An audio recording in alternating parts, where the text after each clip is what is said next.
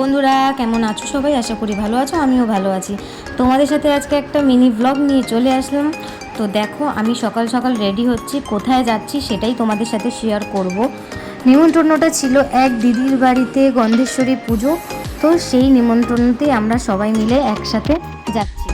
তো আজ কিন্তু খুব তাড়াহুড়োর মধ্যে ছিলাম, তার জন্য আমি কিন্তু ফুল লুকটা তোমাদের সাথে শেয়ার করতে পারিনি। দাঁড়িয়ে যাও, ঠিক স্টেশনে ওঠার মুহূর্তটায় আমি একটা আমার ফুল লুক শেয়ার করে দিলাম। আমাকে জানিও তোমরা কেমন লাগছে। তারপর স্টেশনে অপেক্ষা করছিলাম কখন ট্রেনটা ঢুকবে। এই অপেক্ষা করতে করতে আমাদের ট্রেন অলরেডি এসে গেছে। তারপর তো আরামসে ট্রেনে উঠে পড়লাম। ট্রেনটা কিন্তু বেশ ভালোই ফাঁকা ছিল। তারপর নামার পরে আমরা তো পৌঁছেই গেছি সেই দিদির বাড়িতে। এই দেশে গন্ধেশ্বরী পুজো আমরা যেই টাইমে যাই তখন কিন্তু সেই টাইমে যজ্ঞ হচ্ছিল।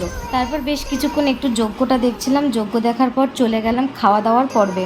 দেখো, তারপর বসে পড়েছি সবাই মিলে একসাথে খাওয়া দাওয়া করতে। আজকে কিন্তু না বলতেই নয়, প্রচণ্ড পরিমাণে গরম পড়েছে। তারপর একটু বসে বসে গল্প করলাম। তারপরে মেনু নিয়ে চলে এসেছে। মেনুতে প্রথমেই ছিল হচ্ছে লেবু, তারপর ছিল পোলাও, ধোকা, ছোলার ডাল, পনির, চাটনি, পাঁপড় আর পায়েস। দেখো, তোমাদের সাথে একটা জরুরি কথা আমি শেয়ার করি, সেটা হচ্ছে কি, এখন যা গরম বা যা রোদের তাপ, তাতে সবাই বেরোলে অ্যাটলিস্ট ছাতা আর জলের বোতলটা ক্যারি করো, তাতে তোমাদেরই সুবিধা হবে। এই রোদে কিন্তু কেউ ছাতা আর জল ছাড়া বেরিও না। এই গরমে সবাই সাবধানে রাস্তাঘাটে চলাফেরা করো। তারপর খাওয়া দাওয়াটা সেরে ওখানে সবার সাথে একটু সময় কাটালাম। তারপর মাকে প্রণাম করে বাড়ির দিকে রওনা দিলাম।